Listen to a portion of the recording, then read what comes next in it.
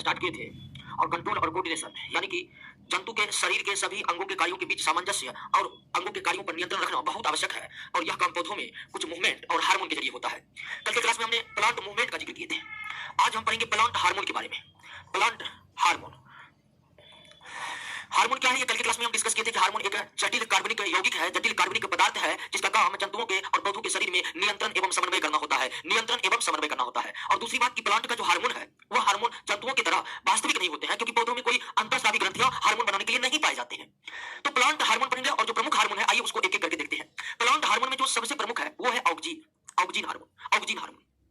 Oxygen hormone का जो निर्माण होता है दोस्तों, ऑक्सीन हार्मोन को जो का जो निर्माण होता है वह तने के शीर्ष भाग में होता है, तने के शीर्ष भाग में होता है, तने के शीर्ष भाग में होता है। ठीक है, पौधे के जो तना है उसके जो सबसे टॉप वाला एरिया है वहीं पर निर्मित होते हैं क्या? ऑक्सीन। ऑक्सीन इसके अलावे और पौधों में कहीं निर्मित नहीं होते हैं। पौधों में ऑक्सीन हार्मोन का निर्माण पौधों के लगभग सभी तने में, पौधों के सभी तने के शीर्ष भाग में होते हैं। लेकिन अगर तना भूमिगत है तो उसमें नहीं होते हैं, भूमिगत तना में नहीं होते हैं, ये भूमिगत तना बहुत कम ही होते हैं। तो ऑक्सीन हार्मोन का निर्माण तने के शीर्ष भाग में होता है और यह फ्लोएम ऊतक के द्वारा, फ्लोएम ऊतक के द्वारा, फ्लोएम ऊतक के द्वारा, फ्लोएम ऊतक के द्वारा ये पौधों के संपूर्ण भागों में फैलते हैं। ठीक है, संपूर्ण भाग में फैलते हैं। तो ऑक्सीन हार्मोन तने के शीर्ष भाग में बनते हैं और हार्मोन की जरूरत तो पूरे शरीर में होगी। कोई भी जंतु हो या फिर पौधा हो, एक जगह हार्मोन बनते हैं लेकिन उसकी जरूरत शरीर के सभी भागों में होते हैं।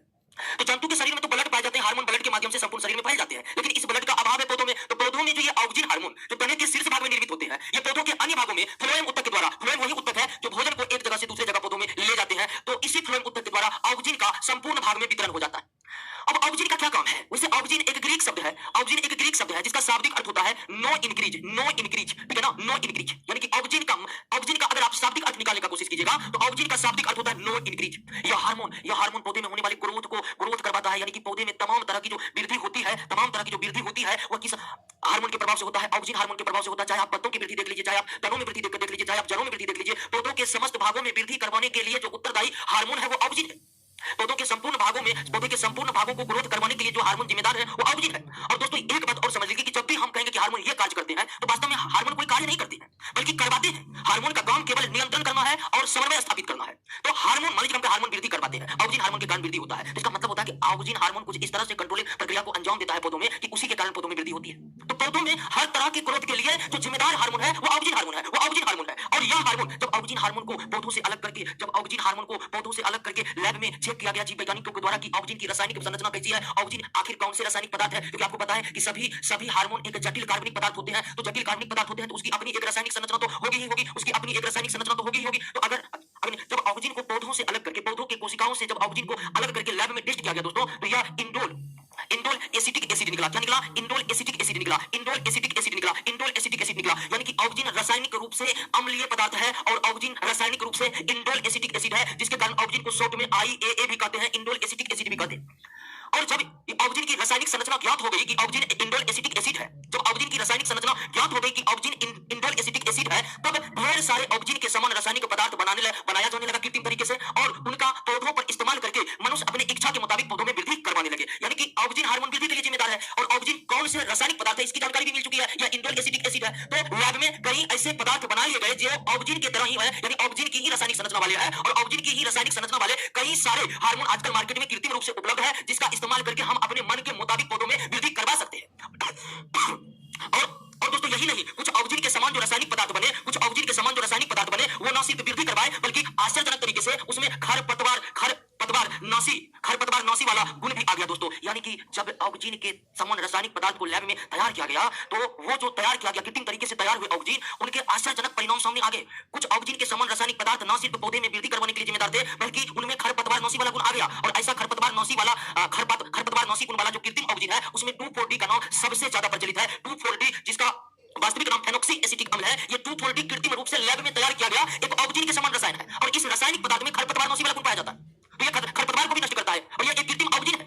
और दोस्तों ऑक्सीन की सहायता से हम बीज रहित फलों का उत्पादन कर सकते हैं। क्या कर सकते हैं? बीज रहित फलों का उत्पादन कर सकते हैं, बीज रहित फलों का उत्पादन कर सकते हैं। जैसे कि आप कद्दू में देखते हैं कि बीज होता है, नींबू में देखते हैं कि बीज होता है, करेला में देखते हैं कि बीज होता है। तो अगर आपको बिना बीज वाला कद्दू चाहिए, बिना बीज वाला करेला चाहिए, बिना बीज वाला नींबू चाहिए, तो क्या ये संभव है? बिल्कुल संभव है। और ये संभव है कृत्रिम तरीके से तैयार किए गए ऑक्सीन का पौधों पर इस्तेमाल करके ऐसा करना संभव है दोस्तों। तो बीज रहित फलों का उत्पादन किया जा सकता है और बीज रहित फलों के उत्पादन में जो हार्मोन सबसे ज्यादा प्रभावी है वो है ऑक्सीन। एक और हार्मोन है जो बीज रहित फलों के उत्पादन में प्रभावी है, लेकिन सबसे ज्यादा जो प्रभावी है वो ऑक्सीन है। ऑक्सीन की सहायता से हम बीज रहित फलों का उत्पादन कर सकते हैं। लेकिन आप देखोगे कि बीज रहित फलों का जब उत्पादन किया जाता है लेकिन व्यापक स्तर पर बीज रहित फलों का उत्पादन नहीं नहीं हो पाता है। क्यों? तो इससे इससे लागत मूल्य बढ़ जाएगी फलों को। फलों को अगर हम बीज नहीं तैयार करेंगे कृत्रिम तरीके से तो उसका लागत मूल्य बहुत अधिक हो जाएगा, मार्केट में उसकी कीमत बहुत अधिक हो जाएगी। अब आप मान लीजिए कि कहीं पर बीज वाला नींबू 5 का 2 मिल रहा है और बिना बीज वाला नींबू जो है 10 का 1 मिल रहा है, तो क्या भारतीय उपभोक्ता उसे खरीदेंगे? नहीं खरीदेंगे, वो 5 का 2 ही खरीदेंगे। तो और वैसे भी बीज रहित फलों का उत्पादन जो किया जा रहा है वो तो प्राकृतिक तरीके से किया नहीं जा रहा है, लेकिन ऐसा किया जाना संभव है दोस्तों। लेकिन व्यापक स्तर पर ऐसा किया नहीं जाता है क्योंकि लागत मूल्य अधिक हो जाएंगे, जिससे बाजार मूल्य अधिक हो जाएगा, फिर उपभोक्ता उसे स्वीकार नहीं करेंगे। तो फिर तो इसलिए ज्यादा इस क्षेत्र में कोई आपको ऐसा पौधा बहुत कम ही देखने को मिला होगा, या बहुत ऐसे ही कम फल आप देखे होंगे क्योंकि बिना बीज का है दोस्तों। तो ऑक्सीजन हार्मोन के बारे में क्लियर है, इतना ही बात समझना है। ऑक्सीजन हार्मोन का निर्माण कहां होता है? तने के शीर्ष भाग में होता है। ऑक्सीजन हार्मोन पौधे के विभिन्न भागों में किस ऊतक के द्वारा फैल जाते हैं? फ्लोएम टिश्यू के द्वारा फैल जाते हैं। अब यहाँ पर एक प्रश्न आता है दोस्तों कि आप समझे कि ऑक्सीजन हार्मोन का निर्माण तने के शीर्ष भाग में होता है। ऑक्सीजन हार्मोन का निर्माण तने के शीर्ष भाग में होता है, और अगर तना का शीर्ष भाग को ही काट दिया जाए तो क्या ऐसी स्थिति में ऑक्सीजन हार्मोन बनना बंद हो जाएगा? बिल्कुल नहीं। तने के शीर्ष भाग में ऑक्सीजन हार्मोन बनते हैं, और अगर हम तने के शीर्ष भाग को काट देंगे तो उसके नीचे बनने लगेगा। यानी कि तने के शीर्ष भाग को काटकर हटा देने से पौधे में ऑक्सीजन हार्मोन का निर्माण बंद नहीं होता है। पौधे में ऑक्सीजन हार्मोन का निर्माण बंद नहीं होता है, बल्कि जहां से काटे हैं ना उसी के नीचे ऑक्सीजन हार्मोन बनने लगता है। तो ऑक्सीजन हार्मोन का निर्माण कहां होता है? तने के शीर्ष भाग में होता है, और फ्लोएम टिश्यू की मदद से या पूरे पौधे में फैल जाते हैं। ऑक्सीजन एक ग्रीक शब्द है जिसका शाब्दिक अर्थ होता है नो इंक्रीज। ऑक्सीजन हार्मोन पौधे में समस्त वृद्धि के लिए जिम्मेदार होते हैं। पौधे के किसी भाग में जो वृद्धि होते हैं उस वृद्धि के लिए जो जिम्मेदार हार्मोन पौधे में है वो ऑक्सीजन हार्मोन है। ऑक्सीजन हार्मोन को पौधों से अलग करके जब उसकी रासायनिक प्रकृति की जांच की गई तो oxygen hormone indole acetic acid के रूप में इंडोल एसिटिक एसिड नामक एक रासायनिक पदार्थ निकला। इसलिए ऑक्सीजन को शॉर्ट फॉर्म में आईएए कहते हैं, जिसका नाम है इंडोल एसिटिक एसिड। और ऑक्सीजन की जब रासायनिक प्रकृति की पता चल गया, ऑक्सीजन की जब रासायनिक प्रकृति का पता चल गया तो कई ऑक्सीजन के समान रासायनिक पदार्थ लैब में तैयार होने लगे, और फिर उसका इस्तेमाल करके मनुष्य अपनी इच्छा के मुताबिक ग्रोथ करवा सकता है पौधों में, और करवा रहे हैं। और कृत्रिम तरीके से जो लैब में ऑक्सीजन हार्मोन तैयार हुए, ऑक्सीजन के समान ही रासायनिक पदार्थ तैयार हुए, उनके बहुत ही आश्चर्यजनक परिणाम देखने को आए। जैसे कुछ कृत्रिम ऑक्सीजन खरपतवार नौसी के रूप में काम करता है। ध्यान दीजिए, खरपतवार नौसी का गुण प्राकृतिक ऑक्सीजन में नहीं है जो अपने आप पौधों में बनते हैं। ये खरपतवार नौसी का गुण कृत्रिम तरीके से बनाए गए लैब में एक ऑक्सीजन के समान रासायनिक पदार्थ में आया, और वो रासायनिक पदार्थ कौन है? वो 2,4-D है। और ऑक्सीजन की मदद से हम बीज रहित फलों का भी उत्पादन कर सकते हैं। ऑक्सीजन की मदद से हम बीज रहित फलों का उत्पादन कर सकते हैं। हालांकि एक और हार्मोन हम आगे पढ़ेंगे, उसकी भी मदद से हम बीज रहित फलों का उत्पादन कर सकते हैं। लेकिन बीज रहित फलों का उत्पादन करने में जो सबसे कारगर हार्मोन है वो ऑक्सीजन है। जो सबसे कारगर हार्मोन है वो ऑक्सीजन है दोस्तों। तो इस तरह से पहला हार्मोन क्लियर।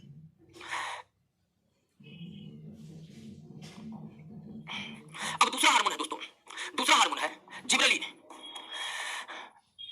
दूसरा हार्मोन आपका है जिबरेलिन्स। जिबरेलिन्स, अब ध्यान दीजिए, जिबरेलिन्स हार्मोन पौधों में बनते हैं। उससे पहले ही जिबरेलिन के समान रासायनिक पदार्थ की खोज एक कवक में की गई दोस्तों। किसमें की गई? कवक में। और उस कवक का नाम था जिबरेला। उस कवक का नाम क्या था? जिबरेला नाम था। क्या नाम था? जिबरेला कवक नाम था। लेकिन वर्तमान उसका नाम फ्यूजेरियम हो गया है। वर्तमान उसका नाम क्या हो गया है? फ्यूजेरियम हो गया है। तो जिबरेलिन हार्मोन पौधे में बनते हैं, इसकी जानकारी तो वैज्ञानिकों को बाद में लगा। सबसे पहले जापान के टोक्यो विश्वविद्यालय में जिबरेला नामक कवक से एक विषैले रासायनिक पदार्थ की खोज हुई थी, और उस विषैले रासायनिक पदार्थ जो जिबरेला नामक कवक में वैज्ञानिकों ने ढूंढा था उसका नाम जिबरेलिन्स रखा। उसका नाम क्या रखा? जिबरेलिन्स रखा। और एक बात ध्यान में रखिएगा कि जिबरेला कवक का नाम वर्तमान में फ्यूजेरियम है। अब जिबरेला अंकित नहीं किया जाता है इस कवक का नाम। जिबरेला कवक का वर्तमान नाम क्या हो गया है? फ्यूजेरियम हो गया है। क्या हो गया है? फ्यूजेरियम हो गया। तो जिबरेलिन रासायनिक पदार्थ है के रूप में पहले से ही वैज्ञानिकों को पता था। बाद के समय में पता चला कि जिबरेला कवक से जो जिबरेलिन नामक रासायनिक पदार्थ की खोज हुई है, ऐसे रासायनिक पदार्थ पौधों में भी बनते हैं और हार्मोन की तरह कार्य करते हैं। ध्यान दीजिए दोस्तों कि कवक में जिबरेला नामक कवक में जो रासायनिक पदार्थ की खोज जापान के टोक्यो विश्वविद्यालय ने किया था, जो रासायनिक पदार्थ की खोज जापान के टोक्यो विश्वविद्यालय ने किया था, उसका नाम जिबरेलिन्स रखा। और उसके बाद पता चला लोगों को, उसके बाद पता चला वैज्ञानिकों को कि पौधे में भी इस तरह के रासायनिक पदार्थ बनते हैं, और यह रासायनिक पदार्थ हार्मोन की तरह पौधे में कार्य करते हैं। और तब जाकर के जिबरेलिन का पता लगा दोस्तों, तब जाकर जिबरेलिन्स का पता लगा। अब ध्यान दीजिए, जिबरेलिन्स जो हार्मोन है, ये पौधे के सभी प्रमुख भागों में बनते हैं। पौधे के सभी प्रमुख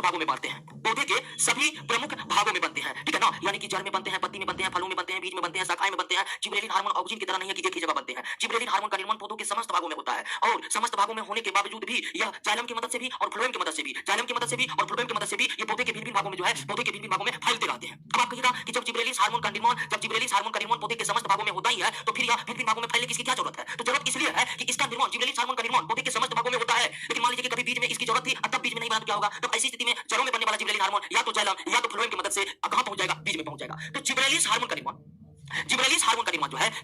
जो निर्माण है, यह पौधे के समस्त भागों में होकर भी जाइलम और फ्लोएम दोनों की मदद से पौधे के विभिन्न भागों में फैलते हैं, दोनों की मदद से। इसके विपरीत इससे पहले जो हम ऑक्सीजन हार्मोन के बारे में पढ़े थे, वह केवल एक जगह बन रहा था, तने के शीर्ष भाग में। लेकिन जिबरेलिन हार्मोन के बारे में ऐसी कोई बात नहीं है। जिबरेलिन हार्मोन पौधे के समस्त भागों में बनते हैं, और जाइलम फ्लोएम दोनों की मदद से पौधे के विभिन्न भागों में फैलते रहते हैं। अब जिबरेलिन हार्मोन के कार्य पर आते हैं कि ये क्या कार्य करते हैं। तो इनके कार्य बहुत है दोस्तों, इनके कार्य बहुत है। लेकिन सबसे जो मुख्य काम है, बीजों का अंकुरन करवाना। एक सेब के फसल को ठंड के पाला से बचाना। तो जिबरेलिन के कार्य बहुत है। जिबरेलिन ऑक्सीजन की तरह वृद्धि के लिए भी जिम्मेदार है। जिबरेलिन जो है वह आपको फलों को भी पकने से भी रोकता है। जिबरेलिन जो है वह पौधे के घेरा मोटाई बढ़ाने के लिए भी उत्तरदायी है। लेकिन सभी कार्यों की तुलना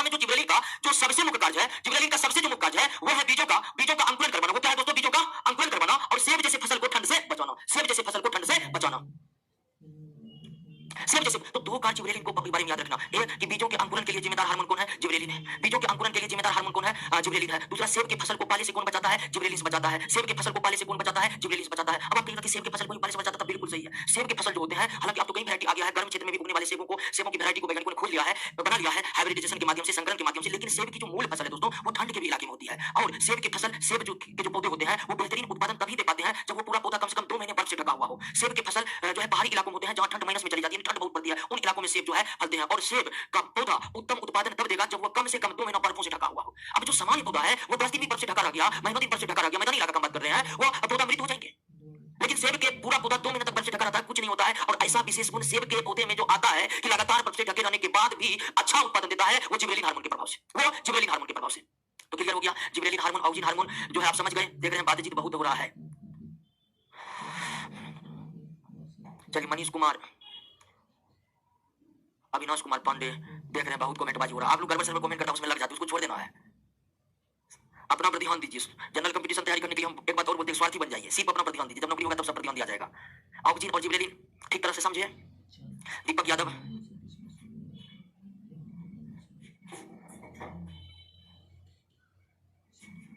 एक क्वेश्चन है राजा आनंद का कि जब ऑक्सीजन हार्मोन इंक्रीज करता है तो नो इंक्रीज क्यों बोलते हैं? नो इंक्रीज इसलिए बोलते हैं कि ऑक्सीजन के अभाव में इंक्रीज हो ही नहीं सकता है ना, इसलिए नो इंक्रीज कहते हैं। और हम ये नहीं पता कि नो इंक्रीज उसका शाब्दिक अर्थ, हम शाब्दिक अर्थ की बात की कि ऑक्सीजन शब्द जो आया, वो जो ऑक्सीजन शब्द है ग्रीक डिक्शनरी में उसका अर्थ नो इंक्रीज निकलता है। ठीक है, तो नो इंक्रीज इसलिए चुना गया ऑक्सीजन के लिए कि ऑक्सीजन के बिना इंक्रीज यानी कि ग्रोथ हो ही नहीं सकता है। इसलिए आइए हम जिबरेलिन को समझ गए। जिबरेलिन का एक दो का आपको पता है कि याद रखिए कि बीजों को अंकुरण करवाने के लिए जिम्मेदार हार्मोन कौन है? जिबरेलिन है।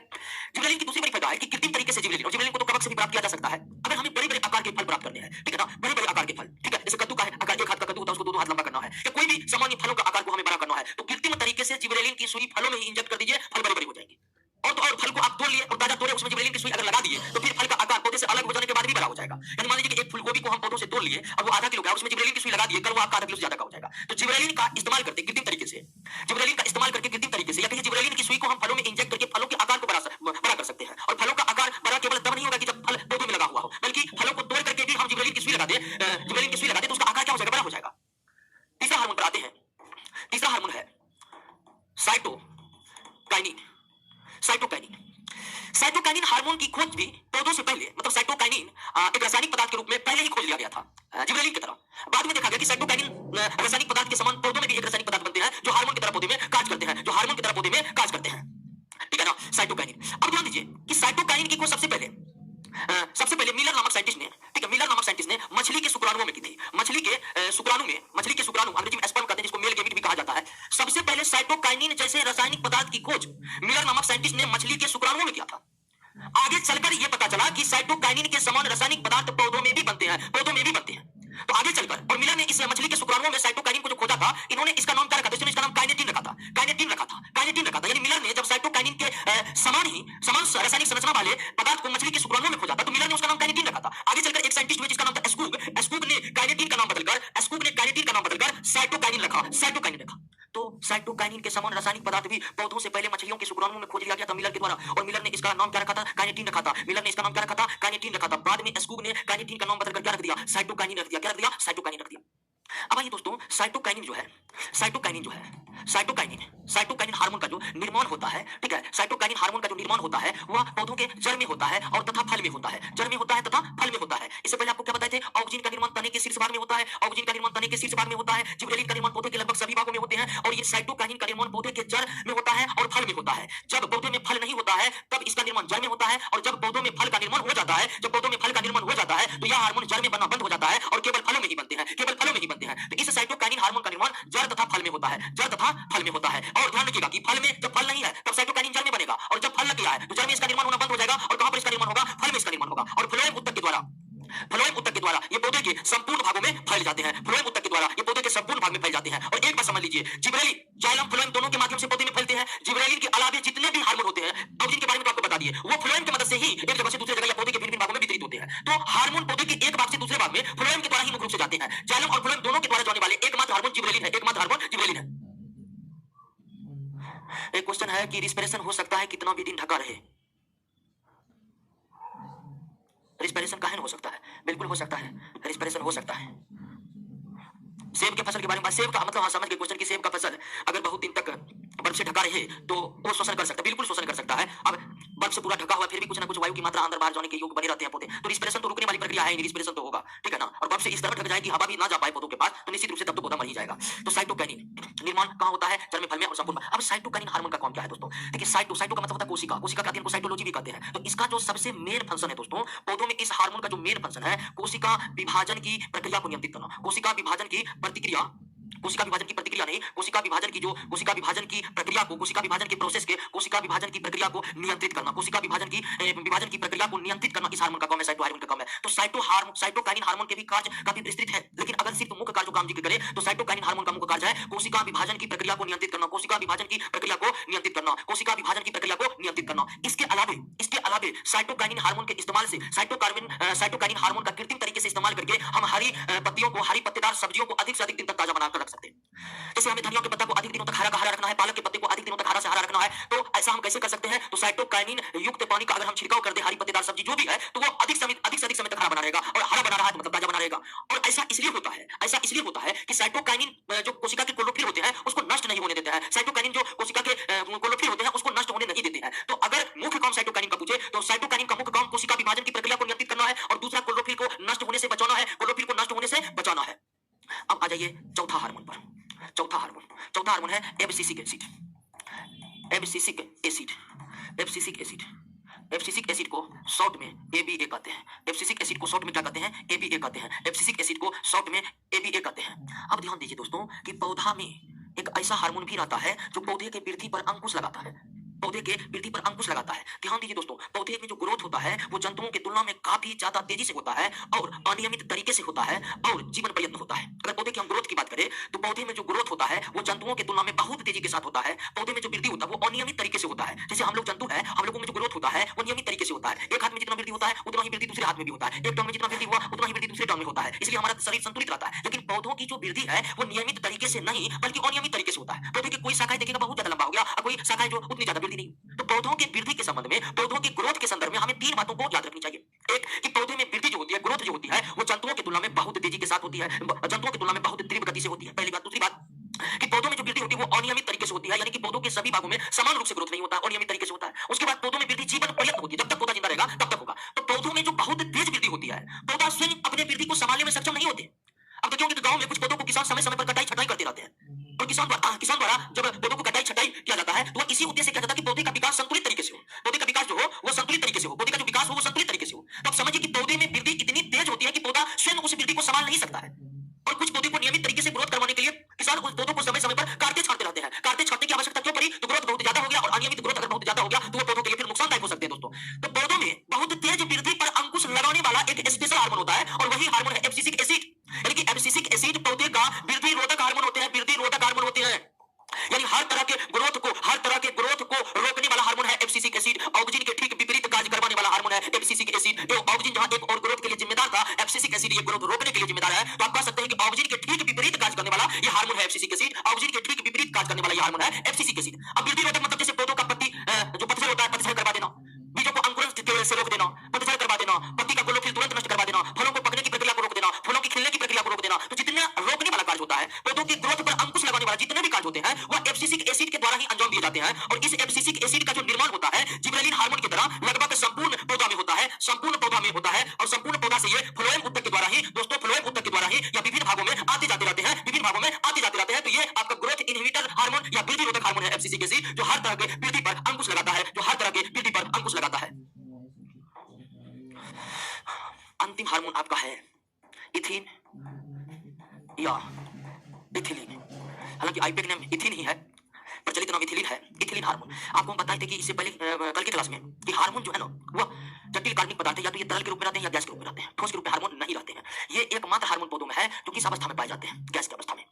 और इसका जो निर्माण होता है दोस्तों, इसका निर्माण जो होता है फलों में होता है, और इसका काम है फल को पकाना, फल को पकाना। तो यह इथिलीन हार्मोन के बारे में दो बात याद रखना है कि इथिलीन हार्मोन जो है वो गैसीय रूप में है पौधा में, गैसीय रूप में बनने वाला एकमात्र हार्मोन जो पौधा में है, जो प्लांट में है, वो इथिन यानी कि इथिलीन है, वो इथिन यानी कि इथिलीन है। और इसका निर्माण जो होता है फलों में होता है, और ये फल पकाने वाला हार्मोन है। पौधों के फल को पकाने के लिए जो जिम्मेदार हार्मोन है वो इथिन या इथिलीन है दोस्तों। और एक एक्स्ट्रा काम इसका ये है कि अनानास का जो फूल होता है, अनानास आप जानते होंगे फल है, अनानास के जो फूल होते हैं वो किस हार्मोन के कारण खिलते हैं? तो इथिन हार्मोन के कारण। ध्यान रखिएगा, अनानास के फूल खिलने में योगदान देने वाला हार्मोन इथिलीन या इथिलीन हार्मोन।